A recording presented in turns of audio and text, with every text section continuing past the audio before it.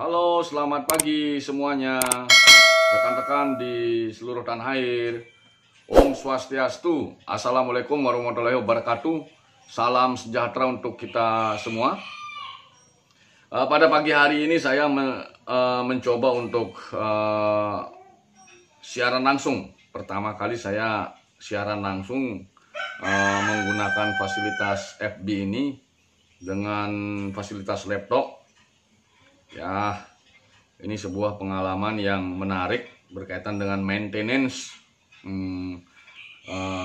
aplikasi yang dimiliki oleh Facebook ini. Saya mencoba berbicara tentang isu yang cukup menarik bagi rekan-rekan yang tertarik dengan politik di tanah air, yaitu isu tentang pemilu kada 2020. Di mana perhelatan ini akan dilaksanakan tanggal 9 Desember 2020 nantinya. Jadi pada vlog saya di YouTube beberapa waktu lalu ada 10 segmen yang membahas tentang sistem politik. Tentunya itu salah satu itemnya itu berkaitan dengan pemilu kada. Jadi bagaimana kondisi infrastruktur politik kita, suprastruktur politik kita di tanah air ini berkaitan dengan pelaksanaan pemilu kada 2020 ini. Nah, itu yang perlu kita cermati bersama. Yang ingin saya katakan kepada rekan-rekan di seluruh tanah air, harapan saya tentunya tidak ada yang golput. Harapan saya semua bisa hadir ke TPS memberikan hak pilihnya. Jadi ada bahasa-bahasa masyarakat yang katakanlah kurang tertarik dengan politik, sebenarnya bisa dimaklumi. Namun demikian, saya harapkan kita justru tidak alergi terhadap politik. Kita tidak boleh alergi terhadap politik. Karena politik secara makro, secara pemahaman besar, itu politik bukan hanya politik praktis, tetapi ketika kita baru bangun tidur saja, sebenarnya kita sudah memiliki pemikiran politik. Nah, berkaitan dengan politik praktis pada pemilu kada ini, pemilu kada 9 Desember nantinya, di mana ini pertama kali mungkin di negeri ini pilkada akan diselenggarakan di tengah masa pandemi. Tentunya semua berharap partisipasi publik itu tinggi. Harapan kita tentunya partisipasi itu tinggi.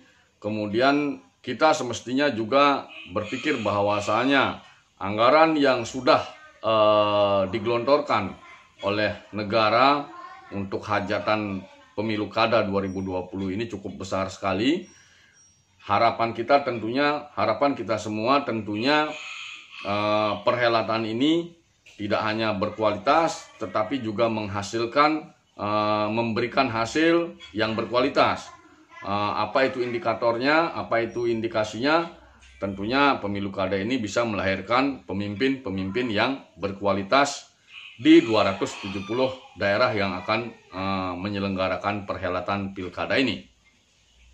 Nah, berkaitan dengan pemilu kada ini, sebagaimana cerita saya tentang reformasi sistem politik di tanah air kita, banyak hal-hal yang harus kita perbaiki, yang harus kita sempurnakan bersama.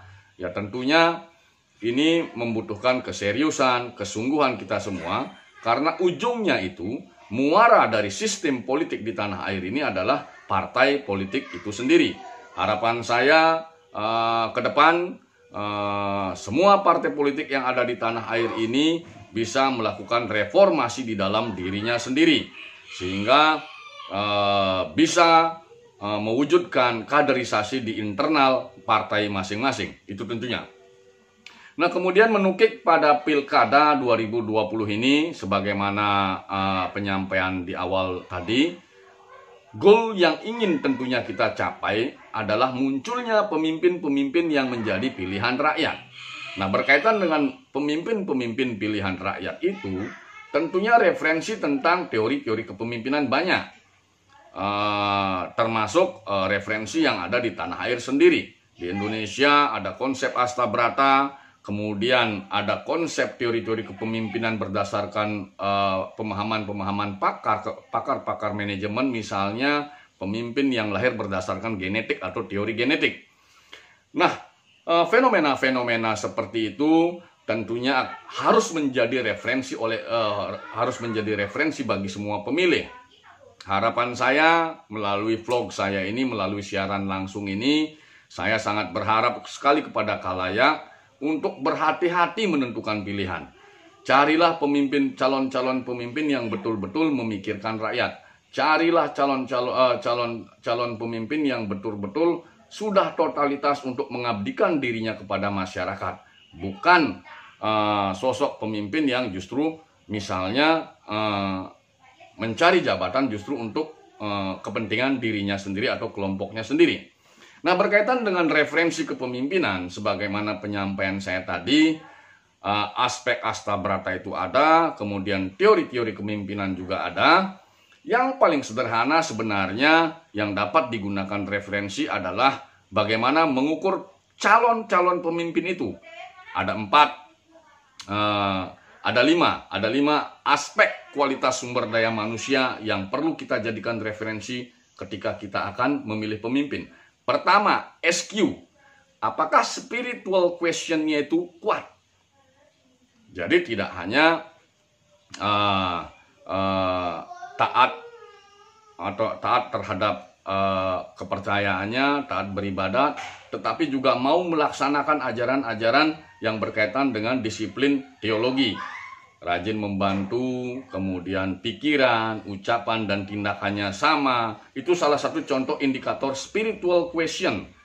Jadi di sana ada banyak aspek yang bisa diukur dari dimensi spiritual question. Jadi yang pertama, calon pemimpin itu harus memiliki SQ yang kuat. Nah, jadi harapan saya tentunya kalau orang Hindu bilang tidak memiliki kebiasaan sadripu.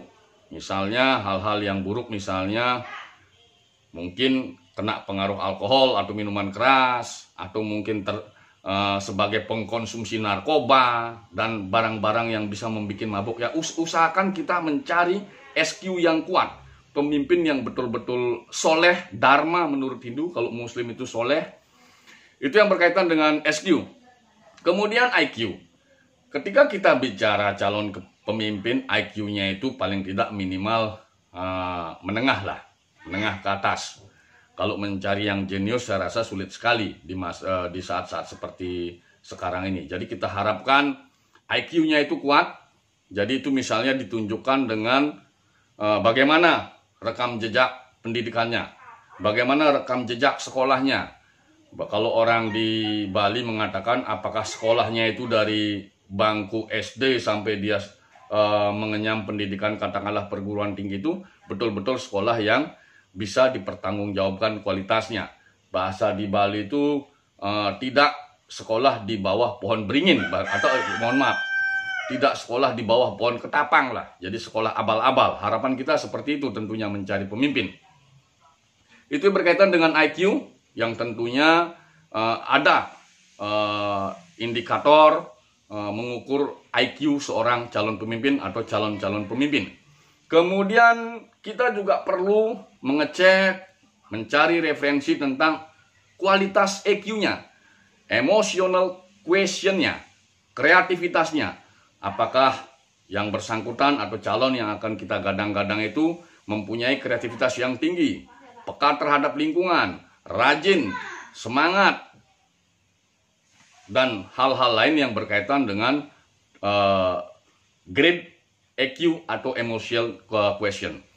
Kemudian aspek yang keempat yang juga penting bagi khalayak untuk menakar calon-calon pemimpin yang ada di daerah, maupun mulai dari level yang paling rendah maupun di level tertinggi, termasuk untuk pemilu kada 2020 ini. Aspek yang keempat adalah physically question. Jadi fisiknya itu harus sehat, tidak sakit-sakitan, tidak cacat, tidak sering sakit, tidak sering ada ketergantungan terhadap obat-obatan. Nah, ini perlu menjadi referensi untuk kita semua. Sehingga ketika kita menentukan pilihan, dan itu pasti orang yang kita pilih itu adalah fisiklinya bagus, fisiklinya sehat, ya yang bersangkutan pasti akan bisa melaksanakan pekerjaannya dengan maksimal. Kemudian aspek yang kelima, referensi kita untuk mencari calon pemimpin itu adalah social question. Social question. Jadi bagaimana dia memiliki kemampuan, bagaimana dia memiliki talenta, bagaimana dia mengaplikasikan dirinya berinteraksi dengan orang lain, berinteraksi dengan lingkungan, berinteraksi dengan dunia luar di luar dirinya. Jadi artinya sosok itu paling tidak orang yang tidak introvert. Sosok itu berarti orang yang mau belajar. Sosok itu berarti orang yang mau berada di tengah-tengah masyarakat. Sehingga dengan demikian harapannya calon-calon yang memiliki karakter social question yang kuat tersebut kemudian ditopang oleh SQ yang kuat, IQ yang kuat, EQ yang kuat, dan PQ yang kuat, tentunya akan memungkinkan untuk mengakomodir keinginan-keinginan publik, mengupayakan apa yang menjadi kebutuhan publik dalam kebijakannya, sehingga tujuan masyarakat untuk mencapai kesejahteraan itu bisa lebih cepat direalisasikan. Nah, itu 5 aspek, 5 dimensi yang bisa kawan-kawan gunakan sebagai referensi untuk mencari pemimpin, baik di level yang paling rendah mungkin di desa, termasuk pada saat kita akan melaksanakan hajatan pemilu kada di 2020 ini, sehingga pilihan yang nantinya kita yang diperoleh pada tanggal 9 Desember 2020 itu betul-betul merupakan pilihan rakyat yang didasari oleh referensi yang independen, referensi yang menggunakan wawasan yang berkualitas dalam rangka memperoleh pemimpin yang berkualitas. Nah, demikian vlog pada pagi hari ini saya sampaikan berkaitan dengan satu isu menarik tentang pemilu kada di 2020 ini. Apabila dalam penyampaian tadi ada yang kurang berkenan, saya mohon maaf karena pemikiran-pemikiran yang saya sampaikan tadi adalah murni berdasarkan referensi-referensi literatur tanpa ada kepentingan lain atau memihak kepada siapapun juga. Saya tutup dengan menyampaikan Prama Santi. Om Santi Santi Santi Om. Assalamualaikum warahmatullahi wabarakatuh. Salam sejahtera untuk kita semua. Salam, namo budayo, selamat.